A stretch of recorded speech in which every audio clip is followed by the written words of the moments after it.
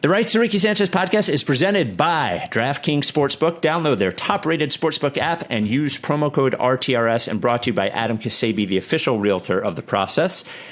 Selling you homes at the Delaware beaches. Get at them at processrealtor.com. And, of course, our friends at Kinetic Skateboarding. Get 9.1% off your first order with promo code Dave Silver. On the show today, big win versus the Celtics with our MVP in waiting, Joel Embiid, just fucking dominating once again.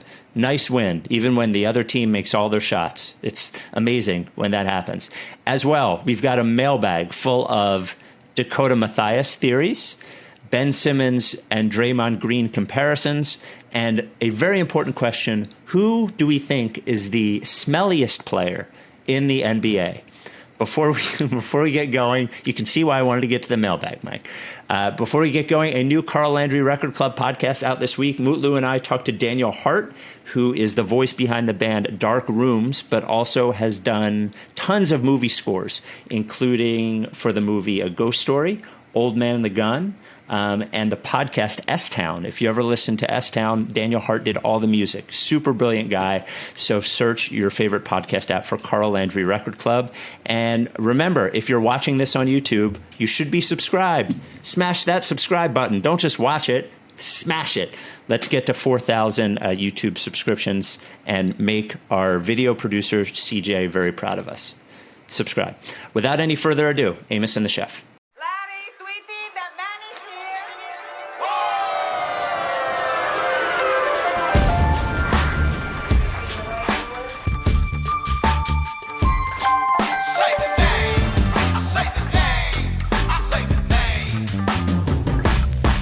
We were right, y'all.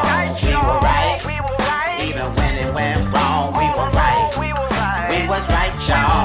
We were right. So say the name. Say the name. We were right, y'all. We were right. Even when it went wrong, we were right. We were right, y'all. We were right. So say the name. Say the name. Say the name.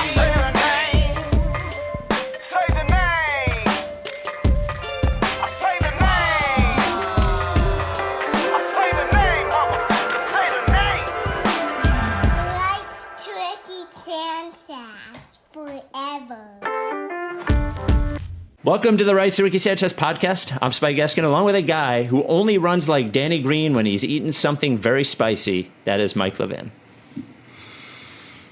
I love beating the Celtics. It's nice. I love beating the Celtics. It's nice. The president is a Sixers fan. The Sixers are the number one seed in the East, and we beat the Celtics. It's just generally, I mean, the vibes are infecting the world. The Sixers vibes are running rampant, uncontrolled. It was a good game. Even without Tatum, it's still great to beat the Celtics, even when they, as you said, hit every single one of their shots. Yeah. Marcus Smart throwing up whatever the hell he wants, and it goes in. Very thankful for Kemba Walker minute restriction tonight, watching him in the first half. I was glad that they kept him to 20 minutes, because I think 28 minutes of him, or 8 more minutes than whatever he played, might have killed us. But I don't think the Sixers, I mean, they gave up a bunch of points until they hunkered down in the fourth, but I don't think they played, aside from a couple possessions, bad defense. I think Boston just hit tough shots. They hit a bunch of jumpers, especially early in the first half. Marcus Smart throwing stuff up. But then a bunch of really nice defensive plays late, holding Boston to 17 points in the fourth quarter, whether it was the Embiid, it was a pick and roll for Jalen. He turns the corner on Tobias, and then Embiid steps up and has to both cover Jalen's drive and Tice on the lob behind him. And he jumps with Jalen, doesn't foul, and then Jalen tries to throw a little bounce pass underneath, and Embiid gets as low as possibly can and tips that away, and it goes the other way. It's just he's so impressive. And obviously at 42 and 10 tonight, shot 12 of 19 from the field, 17 of 21 from the line. He's the MVP right now. Somehow, but it's because of what he does on both ends, and there's not enough. We can't say enough about how good he is defensively. You really just can't. Yeah, he somehow was a quiet 42 and 10 almost. It really was. Yeah. It really was. I think there was a point that Sixers Adam tweeted in the third quarter about how many points he had, and maybe it was 33 or something at that point, and I was surprised at so many that it was. His defense, I've had a couple of people mention to me, and I think we'd all agree that athletically, explosively, he is not as springy as he was in the first season that he was. And I've had people mention to me that he doesn't look as impressive defensively, and I think it's because he's not blocking shots in the same way, and he's not sort of leaping at it in the same way, but his understanding of what the other team is going to do and where he needs to put himself to prevent them from doing it, sometimes to just not make them try at all, is fantastic. Like, he's the best defensive player in the league. I think, Gobert is good, but Embiid can do more, I think, defensively, and from his difference in athleticism and how he can cover the play that you just mentioned. He's just, he's sort of like a brilliant defensive player now, in addition to just being physically imposing and being good at the basics of defense. I think he's come a long way defensively, actually. Yeah, I mean, I don't know that the center position defensively is just so much more important than all the other positions. So I would say he's certainly the most impactful defensive player in the league, is how I would look at it. I think you could make the case for a bunch of other more wing type defenders that can switch all over the place. Yeah. But yeah, when he's this good, it's I mean, they're with Joel Embiid and no other changes the rest of the year. Now that it'll be nice to have Seth back. Without Seth on this team, they're a little less shooting, a little less dynamic, because he's really him and Shake are the only two guys that you really trust a little bit, Tobias, to like create. And I guess Embiid, maybe there's too many guys that you trust to create, but like the idea of he can attack closeouts and distribute a little bit, and he shoots 80% on wide open threes, which is really nice. And so they're with Embiid and the shooting around him, they're a contender. Like they can do it, and it's really nice to be Boston. I mean, like they haven't had many good wins this year, as far as like it's been a light schedule. Well, this is their first. I think this is their first win against a team that has a winning record and a positive point differential. I think it feels right. It's been a weird season, and there's going to be there's teams that are currently struggling now that are going to be good, and vice versa and stuff. Yeah. But this was a good win. This was a necessary win, and for it to happen on a time when Boston is hitting their shots, it feels especially good. It just feels so nice. Like Embiid got better. Like, we need to talk about that. And I don't think that when it's a national game, I don't think that they're not seeing every single game of his, and so it is very, very evident if you've watched every game this season that Joel Embiid has improved as a basketball player significantly over last season. Both his conditioning, his willingness to pass from the post, which, as he said, is also attributed to the personnel out there. Yeah. He's happy to pass. Now he is, Boston especially is the team that is so willing to double him kind of recklessly because they think that he won't be able to pass out of it. And now he is. He is able to pass out of it. And this time he's anticipating the double. He's begging the double to come. And it becomes okay, there that is, kick out, swing, shake, corner three. And then there's the one play later on in the game that was, here comes the double, let me step it out, turn and face, cross court pass to Danny Green, Ben screens for him, open three in the corner. It's just he's just really good, and especially when he's hitting threes. They only gave him one tonight. I think his foot was on the line for another. Yep. His three looks really, really very solid. They keep going to him late in the game in a here's, you have the ball in the middle of the court, at the nail, be the point guard, operate, do whatever you want. And that forced Boston to go to zone, which was cool. To force them to be hey, we just straight up can't cover him. And Boston just doesn't have anybody to cover him. And Tristan Thompson, I don't think stands a chance. I like Daniel Tice a lot. He had a nice game. He does nice things, but he's just not big enough. Yeah, he's too small. He can't handle it. And it's very cool. He's great. Well, he should be the MVP. He's the difference between him this year and previous to this year is probably about 15%, but it's the most important 15%. You know, it's the and you can just we mentioned it before, but on offense, there's certainly a calm to his game and a decisiveness to his game that he knows exactly what he wants to do when he gets the ball. And, you know, his shot, his three looks great, but his shots always look nice. I just think he doesn't think about it as much. He just knows when he gets the ball at the 3-point line, he knows whether he's going to shoot it or not. And in previous years, it looked like he thought about it sometimes, and he just doesn't think about it. He either knows whether he's going to shoot it or not, and I think it's made a big difference, you know? Yeah. He'll still hit you with that pump fake a little bit that takes a month and a half, and guys will bite on it and stuff. But, yeah, I mean, he's right now, 42 and 10 in 33 minutes, plus 15-point differential. He, it doesn't, Dwight's been nice behind him. Obviously attacking the offensive rebound. Dwight had 6 offensive rebounds tonight. Like, Dwight does some things to sort of at this point in his career, a typical backup center. But they're just not, it doesn't matter who's behind Embiid. He is so good that when he's not on the court, they are going to struggle. Like, they're going to struggle. Anything less than the bottom falling out is a success. So they just got to, hang on. And if they play even, which they did at some points tonight and then didn't at some points tonight without him on the court, it's just, it's worth remembering that there were times when we didn't know that he would ever play.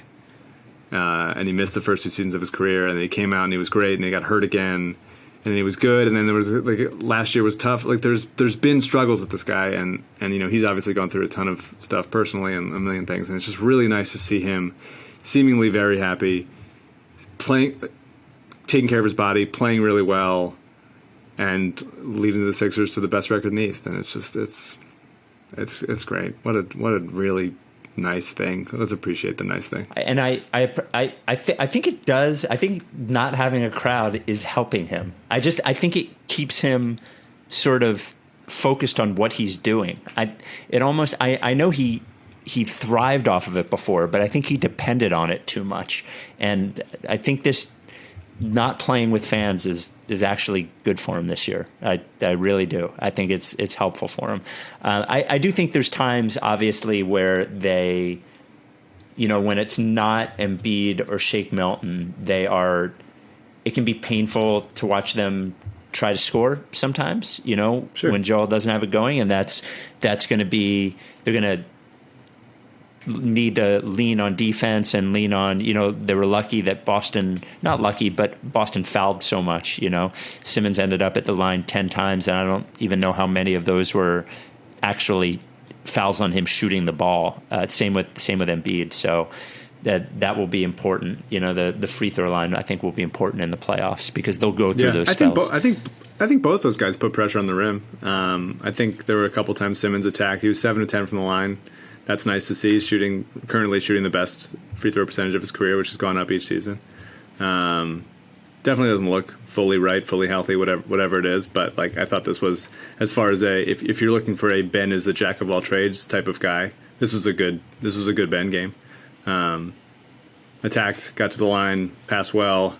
Oh my God, that bounce pass to Korkmaz for the reverse dunk. Come on. Well, I don't want to take away any of Korkmaz's shine on that dunk. Come on. That's Korkmaz's dunk. Don't give it to Simmons. Yeah. That's of course. Okay. But that's a beautiful pass, right. and it was a gorgeous reverse dunk in a game. That was looking like in a intense game. Yeah, but him doing with a guy draped on him. Yes, it was looking like he's wearing the Darth Vader mask. Playing in European air quality. True or false? The two most cocksure, self-confident players on the Sixers are Shake Milton and Furkan Korkmaz.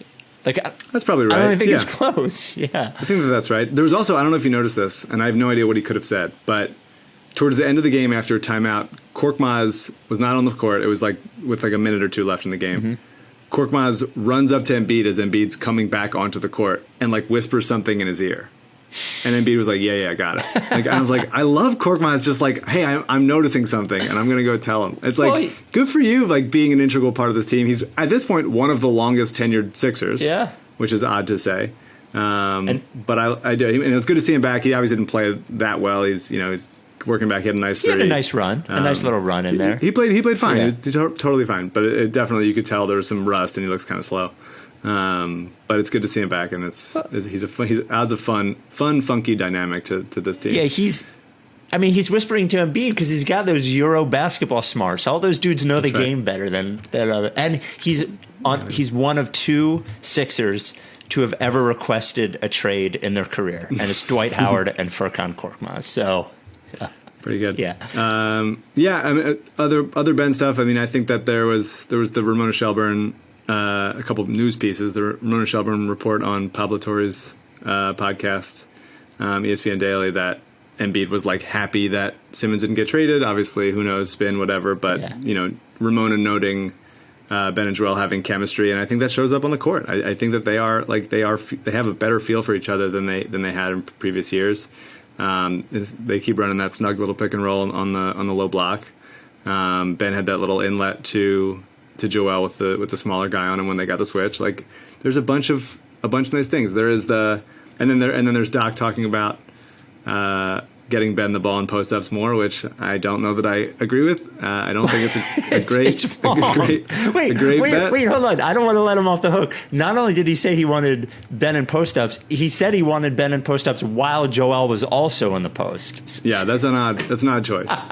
That's an odd choice. It's fucking crazy. I like the symmetry as far as, like, if you're sort of trying to set up a gallery wall in your apartment and you're like, we like having these things here and it's just visually stimulating. I get that.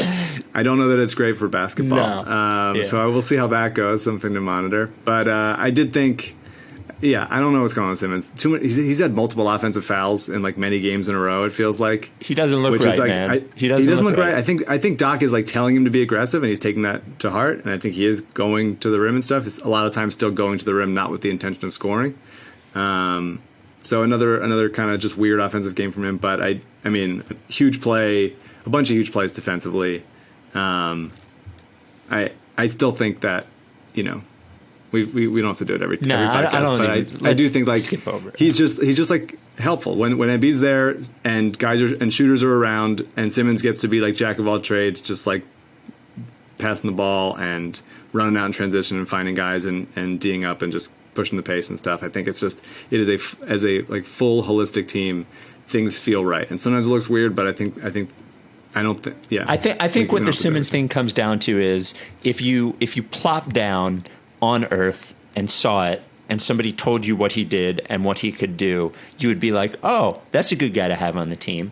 I think the thing that changes it sometimes is the context of everything else. Is, he was this guy, you expected this and all that, and that's what makes it very difficult to have any sort of like normal, reasonable discussion about him, because all of that stuff, it matters, and it also doesn't matter sometimes. But so that's and you have to end the factors of, like, okay, they kept Ben over Jimmy, basically, right? Like, if you think about that, there's been a lot of things in there, and is he a primary initiator? No. Is he ever going to be? Probably not. But, like, I think he's helpful to winning, and I think that the team is better when he's there. I thought that when he sat, he had foul trouble. Tobias played well and then kind of disappeared for a few quarters, and then he was good. He took over a little bit when Ben was out with foul trouble, and I thought that was nice.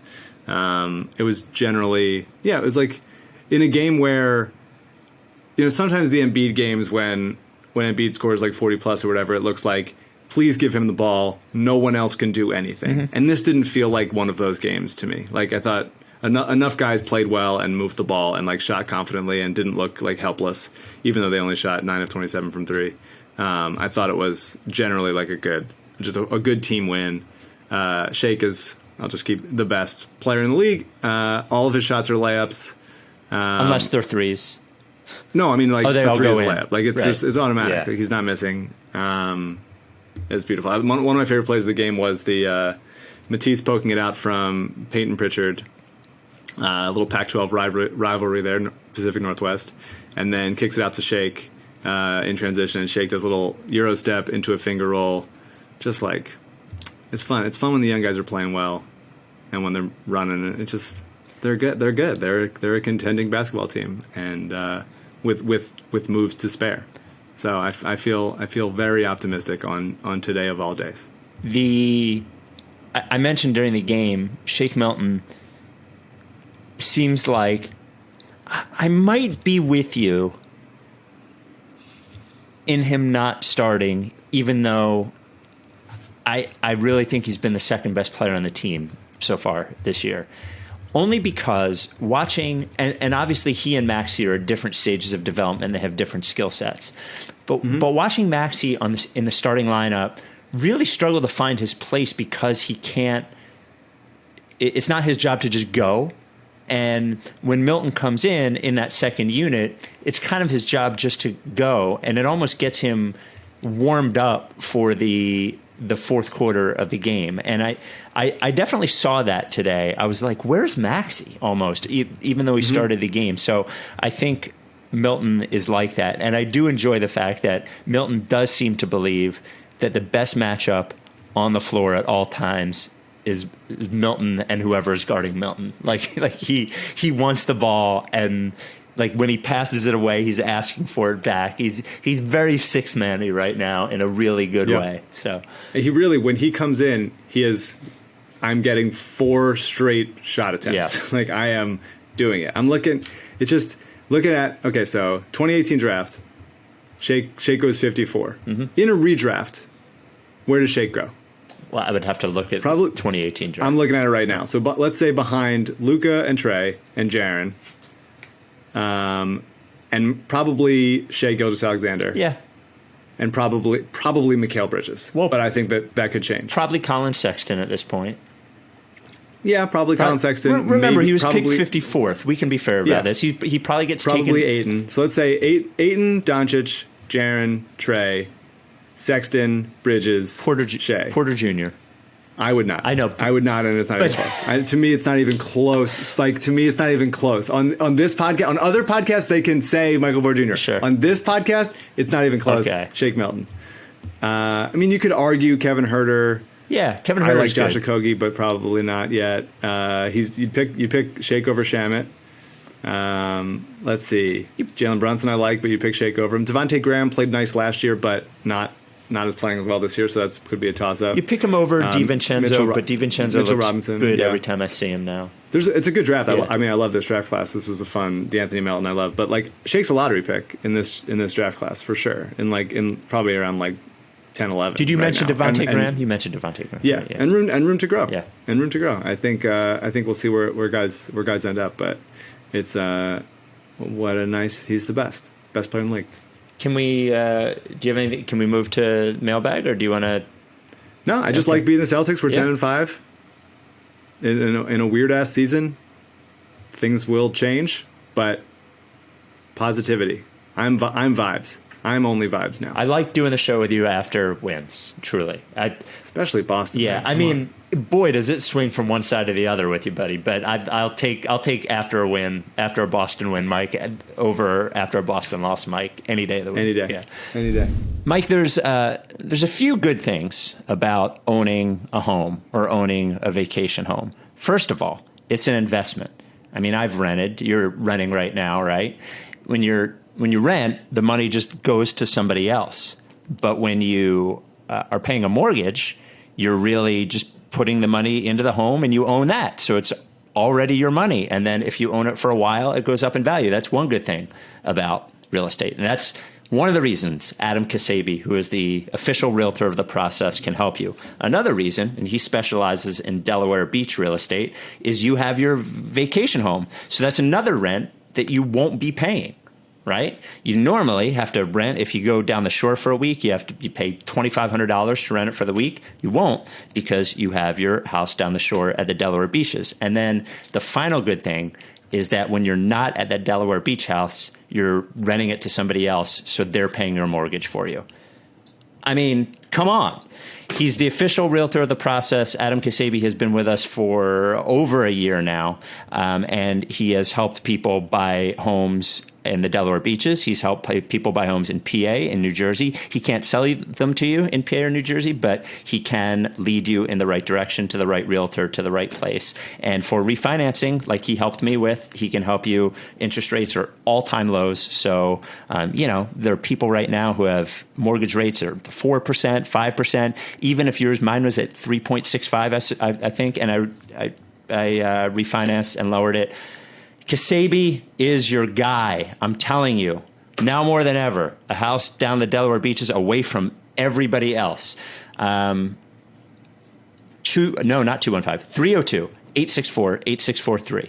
302-864-8643. That is Adam's number. You can call him or text him. I'm telling you, no other realtors, or even if you want to refinance. Or you can email him, adam@processrealtor.com. Kasabi is spelled Ksebe, but I gave you all the information you needed before that.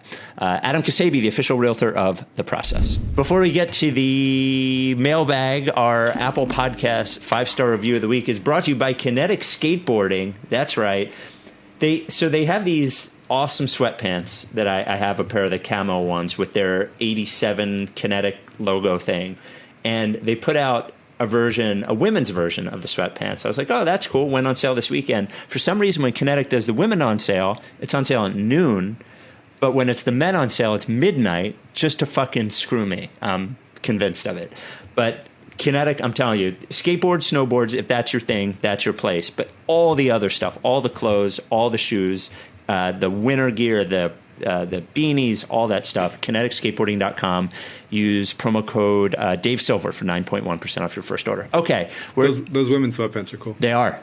I wear the men's ones all the time. Like perfect thickness, perfect softness. I wear them every weekend. We're up to 2,837. Oh, and one other Kinetic note.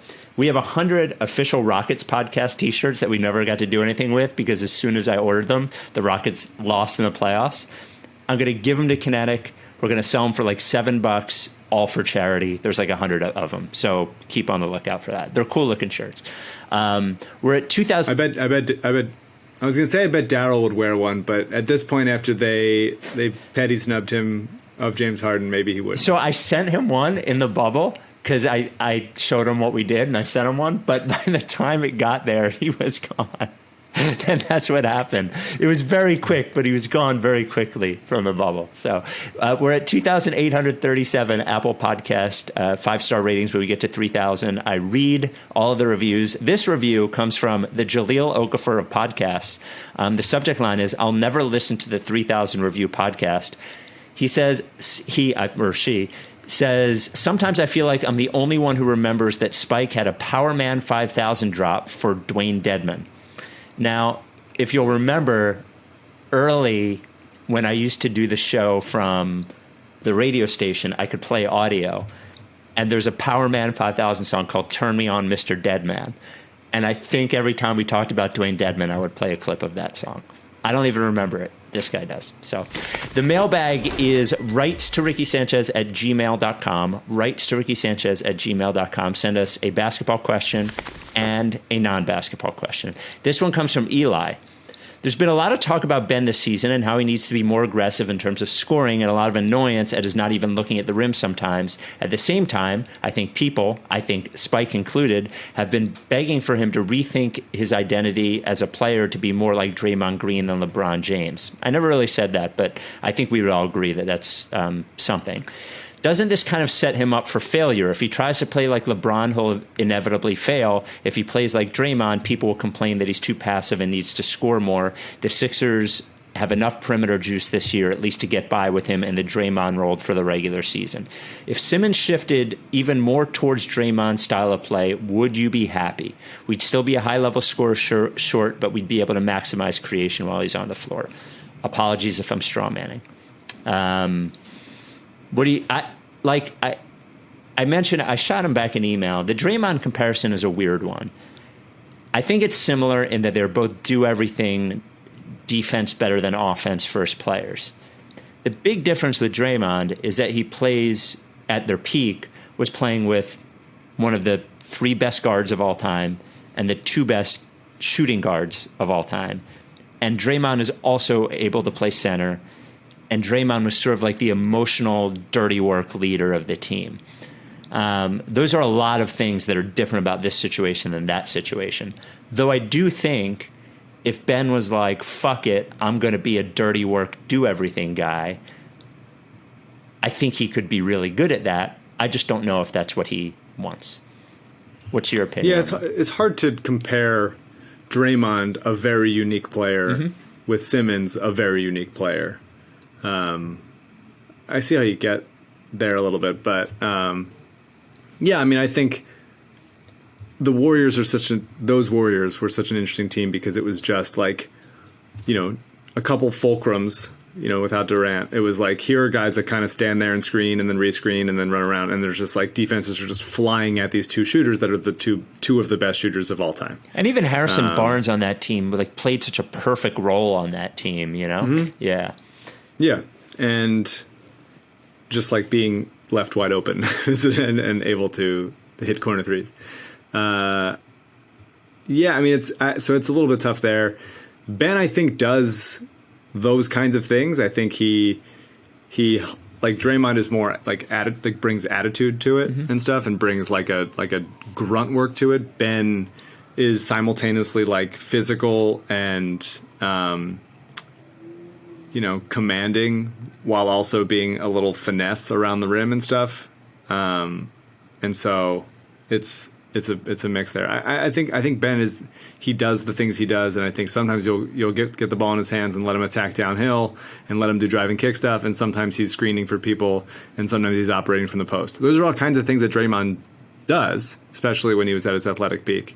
But I think that without like Steph and Clay and that kind of offense around him, it's harder to say what that is. Like in an Embiid offense, Draymond Green would not be doing those same things. It's just a different. The floor looks different, and he would not have been seen as good a player on those teams, you know, because he wouldn't have the opportunity to do those things. So I think it comes down to a few different things. I think ultimately, and it's the thing that we don't know, is what Ben Simmons wants. You know, like what kind of player does he want to be?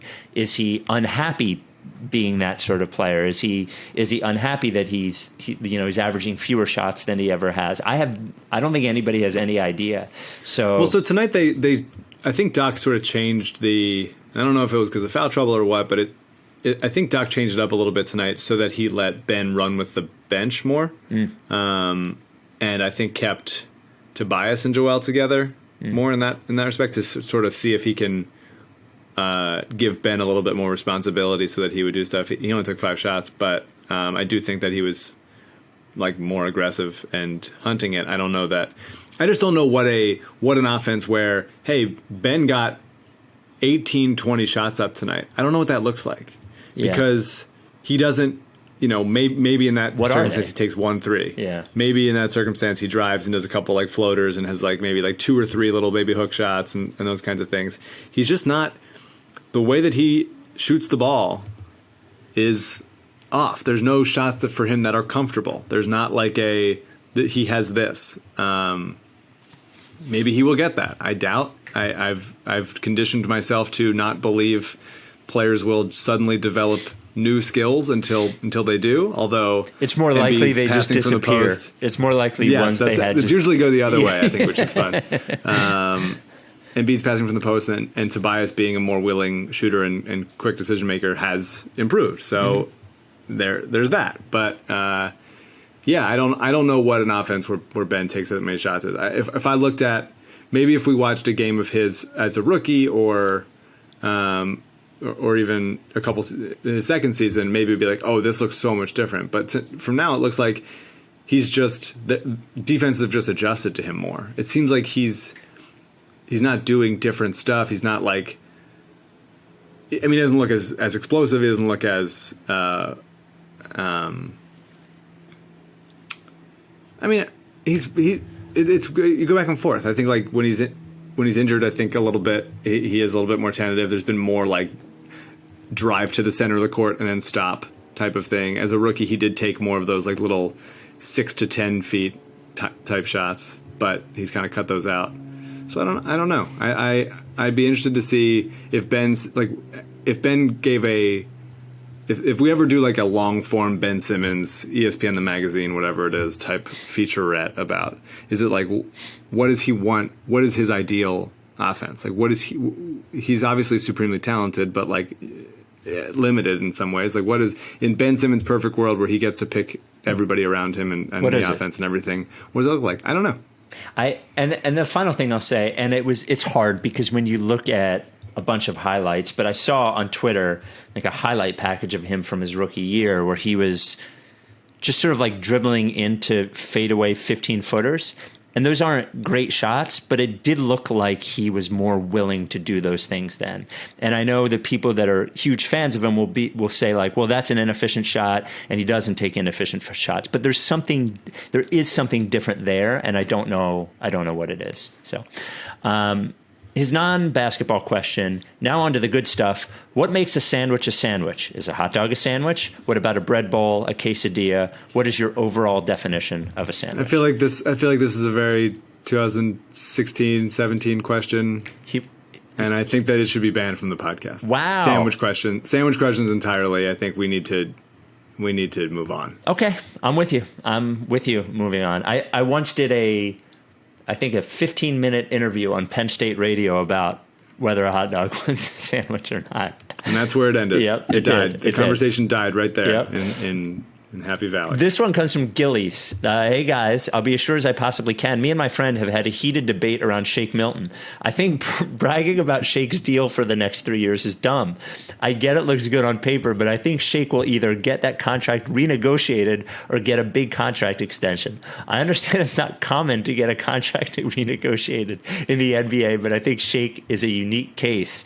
I would like to hear your guys' opinion of whether Shake will play out this deal for the next 3 seasons. Yes. Also, he says, my friend is a complete hypocrite if he thought Jason Peters was right to refuse to switch to left tackle before making a few more bucks after $111 million in career earnings. But he thinks if Shake sat out for a new deal, it would be dumb. That doesn't happen in the NBA, right? I can't think of that ever. I love the idea that Shake is too good to possibly play for that salary, but he's going to.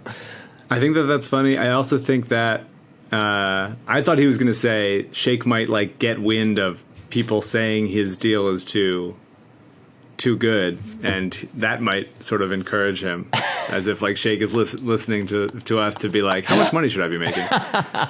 Maybe they're right.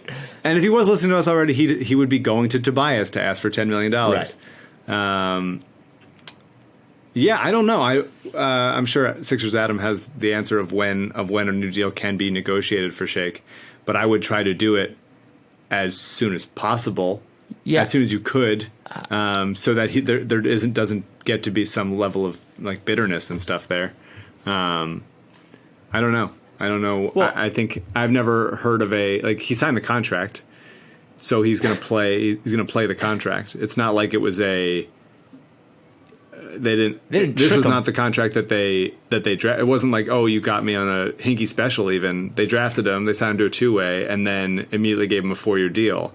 And then the first thing that happened after that 4-year deal was he went to summer league and sucked and missed. Like he shot. I forget what it was. That was me being a journalist for a couple days what used to be a couple days every year. But like he didn't even address the media afterwards because he was so upset at himself with how he played. And I remember us talking, and it was like, is that 4-year deal like really good? And it's like, yes, and it's right. And so Shake, I think he knows like, well, if I had waited or if I had signed like a 2-year deal, then I'd be able to cash in instead of the bigger one. But I think at that point he was just happy to be getting paid long-term money to be in the NBA. To be clear, his contract goes this season and then 2 more seasons. So 21-22 and then 22-23. So I would say like whatever it's not going to be renegotiated this season, not a chance. No, but like midway through next season or something, yes. Can you already do that? So if it's like, I'm not a super CBA nerd guy. I think that, no offense to, I don't mean nerd in a bad way. I just mean I don't super study it. But if it's like the Covington one. I believe what they can do is next season they can give him an extension past the final season and put more money into the last season of the deal. Like, so they can they could give him like a 3-year extension, but spread the money out over 4 years. I think that's what they could do. Now, I don't know if that's only if the last year is not guaranteed or whatever, but I think that's what it is. I would very quickly, if Shake's willing, I would very quickly next year be like, hey, we'll tack on like 3 years and $50 million to this and spread that out. Yeah, that sounds great. That sounds excellent because he's going to keep getting better. Fultz just got 3 years and $50 million. So yes, exactly, yeah, exactly. So Mike, the good news was the game tonight. The bad news. Do you want to guess what the bad news was? You lost $800 more. I lost $15 more on my Ben Simmons bet. It's so attractive at plus 800 on DraftKings. So plus 800. My $15 bet wins me $135, and when I make the bet, it's usually 5-6 hours before the game. I'm always feeling it, and then I don't get it. So in the hole there, I thank DraftKings for giving me that excitement every time. I do love the roller coaster of wondering whether it's going to happen. I watch to see if he's going to run to the corner. If he runs there was actually a point in the last 2 minutes of the game where I'm like, it's a Big Ben 3 that's going to seal it, and that's going to be the first time I win the bet. But alas, I did not. I love that you've never won the bet. I now am rooting against him to shoot. Well, I do think I say, should I not announce when I'm making the bet? Because if there's a chance that he may find out, he could do it to spite me. That is making it about yourself. I think is a good call for sure. Look, all different sorts of bets on DraftKings Sportsbook. That's why it's the only online sportsbook that we use. You do it at home. You bet in game. You bet before the game. You bet futures. All that kind of stuff, and it's easy. It's the best sportsbook app. That's why it's the top-rated sportsbook app. UFC, big UFC fight this weekend. The biggest UFC fighter of all time, and DraftKings Sportsbook is the official betting partner of the UFC. You can turn $1 into $257. That's right. You bet $1 on McGregor to win by knockout in the first round, and if he wins, you win $257. So it's 257 to 1 odds on a $1 bet for McGregor to get a first round knockout. There's McGregor coming back at UFC. There is championship football this weekend. Who do you have? Do you have Kansas City or Buffalo? And then do you have Tampa or Green Bay? Who do you got? I have all of them. Me personally, is that a bet? I'm about unity, and I don't want to pick any winners because we're all winners. Even in sports. Okay. All of it. There's too much. There's too much divisiveness in wins and losses. Okay. That's fair. Make it like soccer. Well, you can bet if you'd like to. Those games as well. DraftKings, safe, secure, reliable. You deposit, it's in there. You withdraw, it's in there. The app is easy to use. Download it right now. The app. Use promo code RTRS. And when you sign up, you can turn $1 into $257 if McGregor wins by first round knockout. Place your bet. Watch the fists fly this weekend. That seems divisive, but they're doing it in sport. They're doing it together. That's code RTRS for new players to get $257 if McGregor wins by first round knockout for a limited time only at DraftKings Sportsbook. Must be 21 or older. Pennsylvania only. Restrictions apply. In partnership with Meadows Racetrack and Casino. See DraftKings.com/sportsbook for details. Gambling problem? Call 1-800-GAMBLER. This comes from Joe. Starts with the non-basketball question. Is ice cream the greatest dessert? What do you think? I think it depends. It makes my stomach hurt, so I think that factors in. Mm-hmm. Although there's dairy-free options that I like, a couple of them. And I would say, I don't know how many you've tried. I would tell you that because I don't do dairy anymore, the oat one is the best one, I think. I'm a big oat milk guy. Yeah. I don't think you can blanket say ice cream because there's so many variations within that. And so I think like some ice cream could be categorized as that, and then others is like there's a very specific type of, some sort of like cake with a little. I like a hot and a cold. And if you can do a hot and a cold, like a hot fudge, little brownie situation with like a cold dollop of ice cream on top, then that's unbeatable. Or brownie, or how about the 3/4 cooked giant hot cookie, chocolate chip cookie with the ice cream on top of it? Come on, what are we talking? I actually think it is. I do. It's one of the things that I miss now that I'm vegan is the regular ice cream. I think Little Baby's ice cream in Philly closed. I don't know if it closed again. That was the best ice cream I've ever had. I think ice cream is, if we're just talking ice cream or cake or pie or, just your standard desserts, I think of those, I would say that ice cream is the best. I'm a big pie person. I really love a pie. What's your favorite flavor? You like a rhubarb? I like all sorts of berry. I also like a pumpkin. Love to sort of switch it up with a key lime. I'm a very not apple. I like apple, but I think it's very clearly worse than many of the other, like cherry, blueberry, pumpkin, those kinds of things. I like all kinds of pies except key lime and lemon meringue. I don't want pudding in my pie. Throw up some fruit in there, His basketball question: are you more concerned about the Nets or the Pacers? For me, it's the Pacers. Brogdon, Sabonis, and now LeVert, hoping he comes back, instead of Oladipo, that supposedly didn't want to be there. I believe the Nets will struggle with Harden, especially if Kyrie returns to the fold. I'm petrified of the Pacers in the playoffs, but I still would be more scared of the Nets. I think both teams are good. I think the Nets are figuring things out. They lost to Cleveland tonight. Kyrie is back, so I think that they're going to work through stuff. I think they're obviously three supremely talented players. I think they're probably. Kyrie's such an interesting case. He does so many good things off the court, and then just also insane things off the court. And then on the court, he's bad. I feel very conflicted about Kyrie. Oh, don't be conflicted. Harden is incredible, and Durant's obviously incredible. So I think that in a playoff scenario, the Nets I'm still more scared of. But Pacers are good, man. I've always liked Brogdon, except for the Rookie of the Year robbery. Sabonis rules. Miles Turner is hurt now, but was playing really well. They got Jeremy Lamb back in the fold. We'll see about LeVert. It's just they have TJ, who's good for one playoff game to win it single-handedly. 17 Holiday brothers in there. They're a good team. They're a good team, and there's enough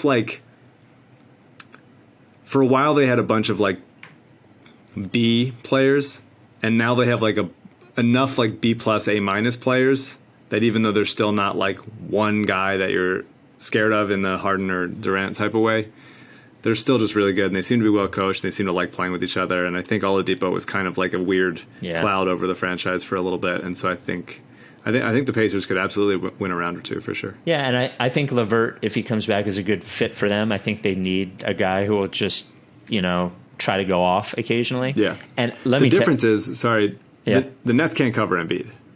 They can't. I think no. He crushes Indiana, Miles Turner. I think is Sabonis and not Turner, but Sabonis is good enough and at least gives a physicality and a different kind of look that he can a little bit more. But DeAndre Jordan can't hang with Embiid. They traded away Jared Allen, who had some level of success sometimes. So I think it'll be if it's a Sixers-Nets series, that'll be a very Embiid series. Well, I'll say this. Well, first of all, about the Pacers, they will beat the shit out of somebody. I don't know if they'll win how many they'll win, but a 7-game series about the Pacers, you will feel that. That's what I would say. And Sabonis he's not straight A in the way that Durant or Harden is, but he is A minus. That dude is got really good. He's really good. I'm still not buying that DeAndre Jordan doesn't have a series in him in the playoffs. No, he doesn't. I don't know. He might. He was never that smart of a defender, but he just got by on just big and strong athleticism, and fast, and he's not that anymore. I mean, he's obviously still big, but if you could say, hey, do you want to have DeAndre Jordan or Dwight Howard? I might say Dwight. I think it's pretty close. And Dwight Howard starting center, DeAndre Jordan starting center, it's just different. And I think that they inherited a little bit of LeBron disease, which is Bring the your like friends. I heard, I'm friends with this guy, or I heard of him. I've heard of him for a while, and so bring that guy in. I don't know. I don't think he's he's not, and he's definitely not good. But I think that all his like just being big enough. There's just it's a more it's more methodical. There's more like mental aspect to being a center that you watch him and you're just like, you're just in the wrong position. Yeah, I just think he could, and we'll see, because Embiid's always had trouble with guys who can match him physically, and DeAndre Jordan is massive. And I watched the first game with Harden and Durant, and what I'll say is this: it's somewhere in the middle, obviously.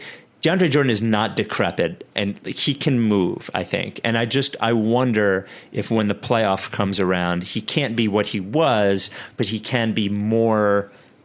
He can be enough. That would be my question about him. I don't know. I mean, the Warriors won with Bogut at center sort of toward the end of his career too. So, and then the Raptors won with Gasol. Now Gasol, like a much headier player, obviously, than DeAndre Jordan. Big time. So, Spike, do you find yourself trapped in confirmation bias when it comes to Ben Simmons? Although I agree with some of your thoughts on Simmons, I'm also aware that we tend to seek out information that confirms our developing or developed beliefs. I think absolutely. I think absolutely, and it happens to me also about a ton of other things, like Michael Porter Jr., for example, and maybe Jason Tatum and maybe Brandon Ingram. I think those kinds of things. Can I say, though, real quick, like, I think if you read what I write in long form about Simmons as opposed to like looking at a tweet, which a lot of times is, during a game or for effect or whatever, I think there's differences. I don't think he's bad. Like, I've never said that I think he's bad. My position on Simmons has been like the team needs a playmaker on the outside, and he is their best path to getting it. And I don't think he specifically complements their best player in a way that they need to, and that's it. And I'm frustrated with his lack of development over 4 years, and like that's it. I don't know what people like. What do you think I think of Simmons? I guess that's my question. I think you get backed into a corner and your opinions then you want to, you go back and forth, I think, between like feeling genuinely, like you just said, and then wanting to troll people. And I think that when you get back into a corner and everyone like chooses sides, then it becomes a confirmation bias sort of thing. I do think that between Shake and a 90% shooting Seth Curry, they do have almost enough to be enough. Plus a good looking Tobias in a unique scenario where Joel Embiid is the best player on a championship team. Like in a world where those guys had to be your best player perimeter creation, I don't think that's there. But in a world where it's like, hey, Embiid is this guy. And so you just have to have enough guys that can create on their own.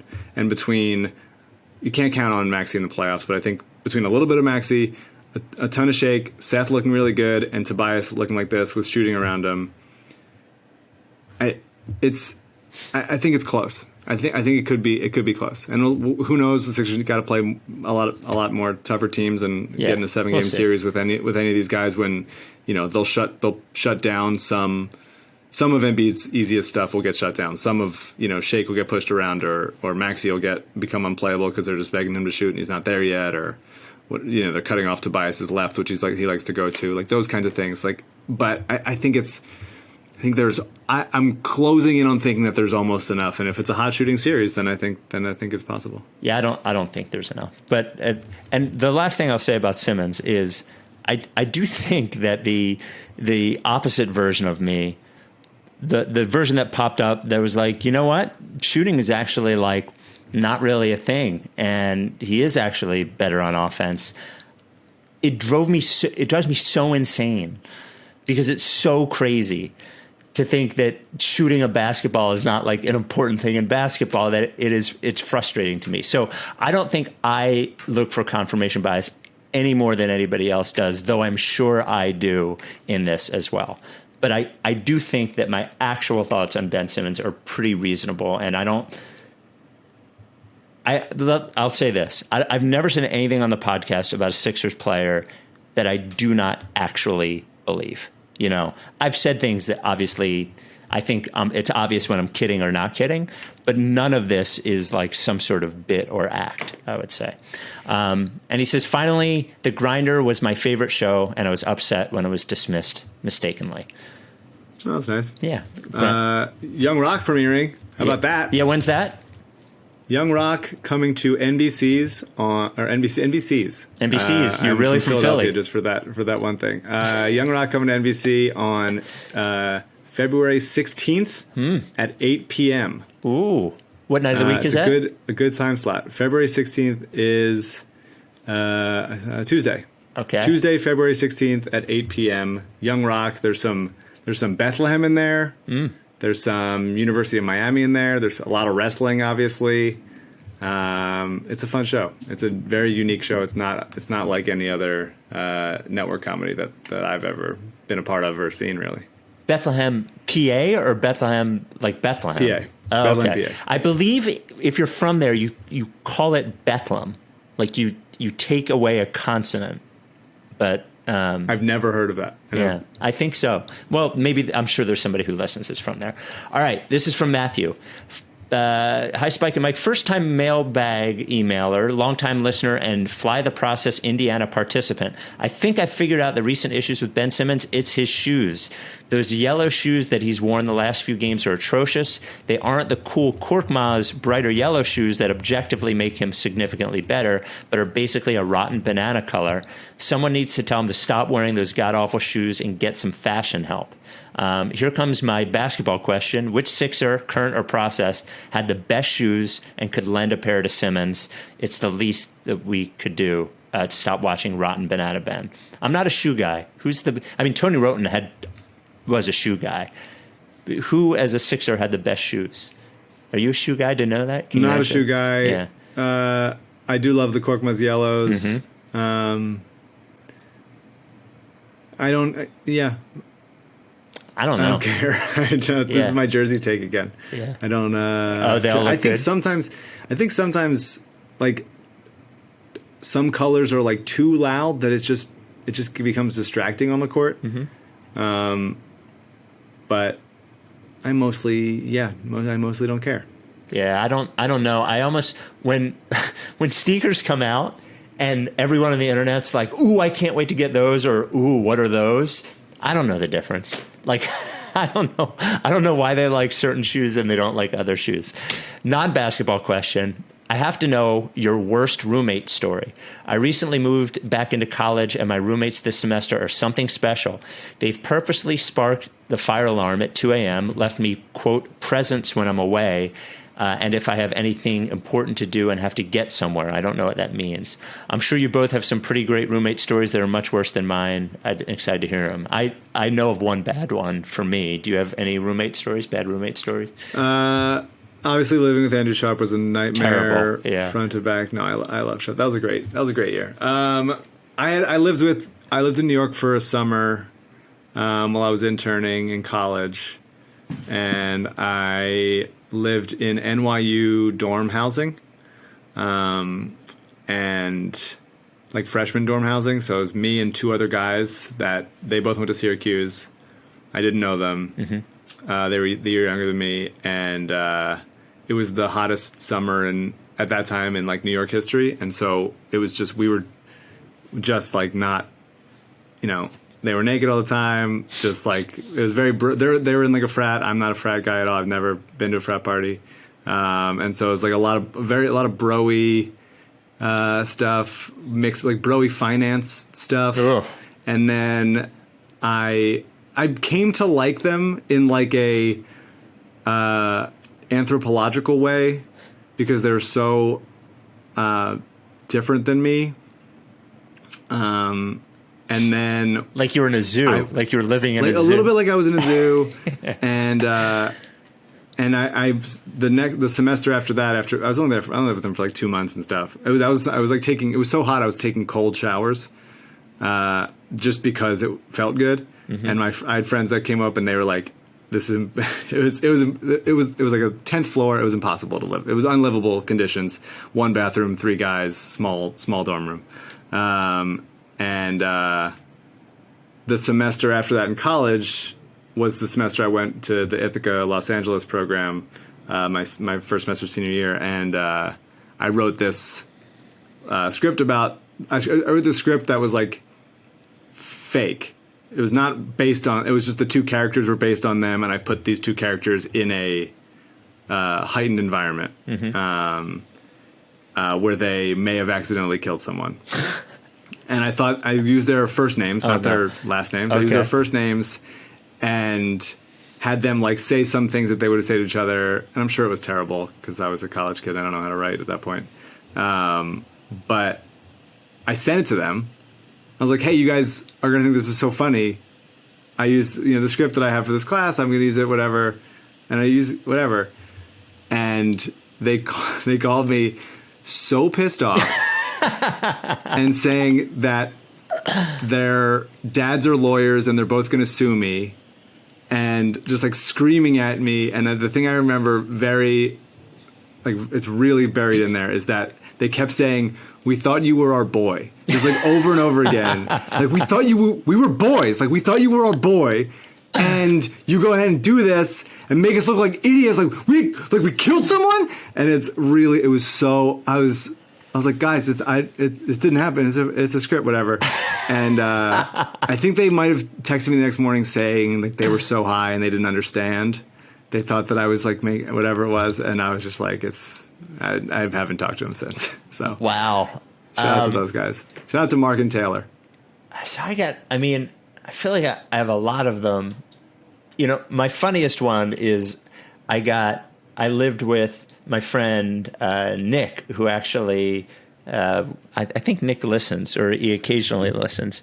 Nick is a big late night TV exec now, but he left. He went to London for second semester, so I got this random roommate that I didn't know. His name was Ed.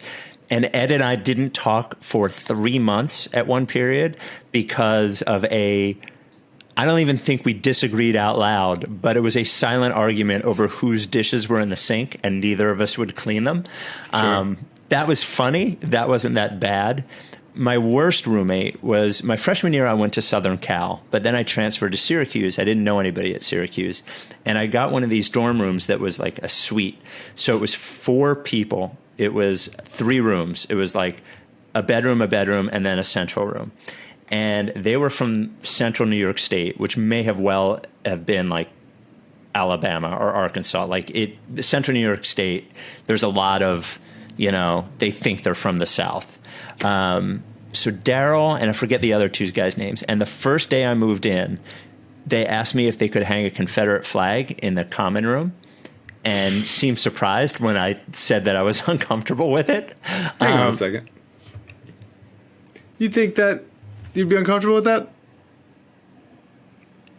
You think that's not a cool look? That's not the image you want to be pushing forward to other people in college? No. Hey, I'm the new guy. Here's my Confederate flag. Yeah, what's wrong? I mean, you're meeting new people. Yeah. You're either, oh, no, that's I just like accepted my roommate's Confederate flag. It's not my I'm just like cool with it. Is that different? Yeah. And then the guy that I had the bedroom with was this guy, Daryl. And Daryl was apparently like really smart in high school, valedictorian. But this was, this is going to really date me. But this was at the time when you got on the internet, dial up, and you would get these AOL CDs, and they would give you like 30 free hours. But it would take forever to download things. So Daryl would repeatedly sign up for AOL so he could download. He would stay up all night downloading like 3 porn pictures. And he was out of college the next pictures? year. Like straight up images. Well, or like a 4-second video, dude. Downloading shit at the time it took forever. Yeah, for sure. The idea of doing it for a picture is really funny. I would wake up in the middle of the night and there would be Daryl in front of his computer. Like, it would be dark, but the light would be on Daryl's face.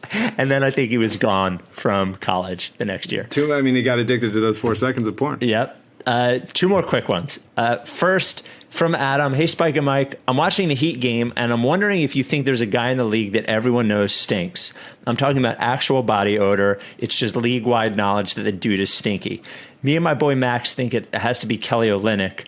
Also, he has a pencil-thin headband. There's a Colangelo joke in there somewhere. Thanks for weighing in. I thought about Olynyk's this. headband is really tough. Yeah, it is. You've been in the league a long time. Like, there's guys that don't care about style. Mm-hmm. There's guys that are just like, Brad Wanamaker is not. He's still wearing the Pitt 2008 shorts. And that's fine. Like, I really respect that. But what Kelly Olynyk is doing is a choice, and someone needs to make him stop choosing it. My choice for Smelliest guy is, I think Marc Gasol probably just always just kind of, not that he doesn't, just always has sweaty BO kind of thing going on. He's just a big guy. Big guy for sure. Yeah. Could be. I'm not going to make a guess because I think I don't want to be mean, too mean. Yeah. I would like to know, though. I think that there should be an expose about it. Do you want me to? I can ask a couple of people. I certainly could get the question. I want there to be I want a Kevin Arnovitz smell long read. That sounds here's the smells of the league. Maybe an off-season pod. He can come on, break down the smells. And finally, from Kyler, Doc Rivers is known as an offensive-minded coach, yet it seems like Ben Simmons has actually taken a step back offensively when other players on the team have improved. Simmons is currently the 5th highest scoring player on the team and barely scores more than Maxi's field goal attempts, What are other ways Doc could utilize him offensively that would maximize his current skill set?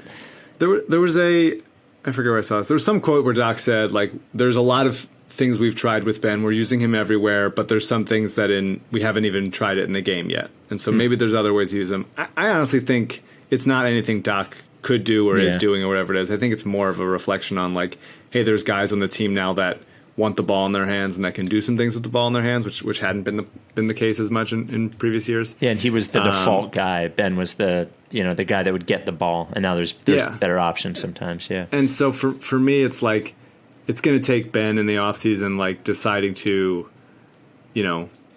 have moves that get him to the basket or have moves that get him not just through speed and attacking a closeout or before the defense is set type of thing. It's going to be I can do if it is a post move, then fine, then have post moves, have face up moves, have the ability to curl around a screen and attack downhill, whatever it is. But it seems like there's too many.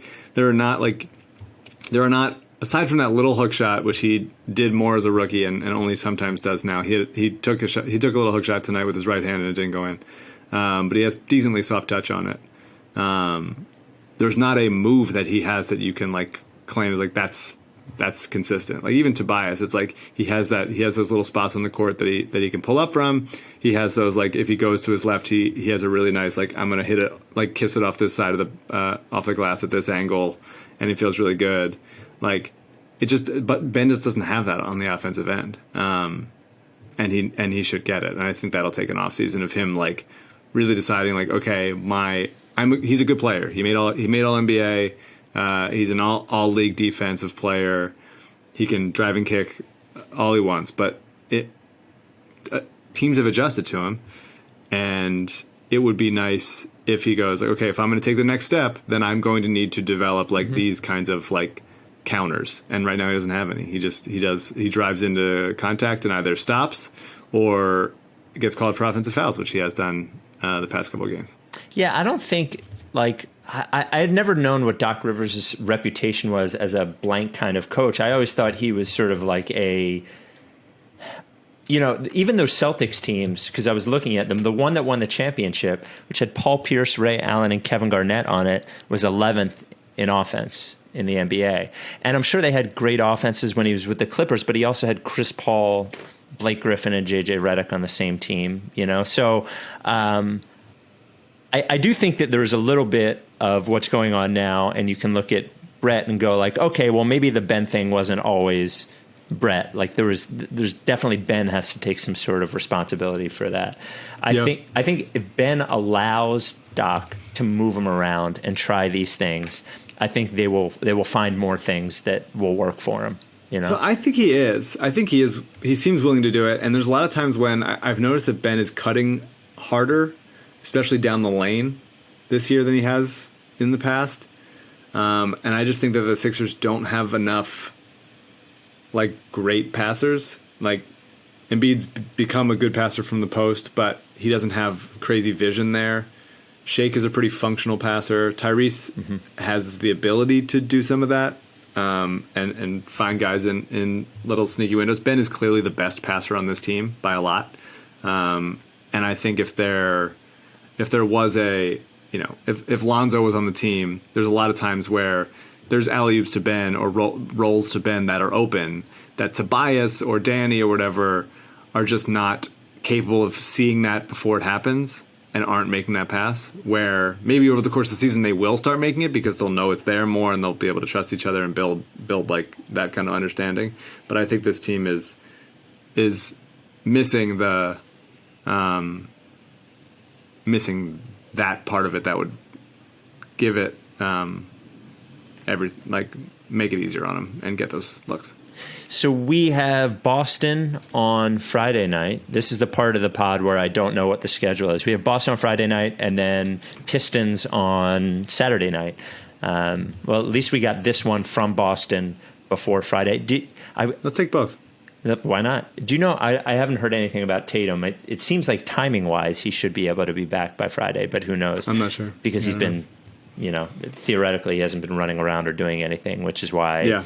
But theoretically, we have Seth back because he was cleared, but so I think rightfully so. They were, his conditioning is not all the way there, and who knows if there's any lingering effects and all that stuff. So hopefully he doesn't have any bad effects. But I'm glad they gave him tonight to just chill, and they got the win because of it. I think it's nice, feeling good, positivity, positive. There it is, the happy precaution. Pod. We will talk to you Sunday morning after the Pistons game. Another back-to-back. Love it. Talk to you this weekend. Are you done with TTP? Yeah. You? No. Clickbait. If you don't fuck with me, then I won't fuck with you. If you don't fuck with me, then I won't fuck with you.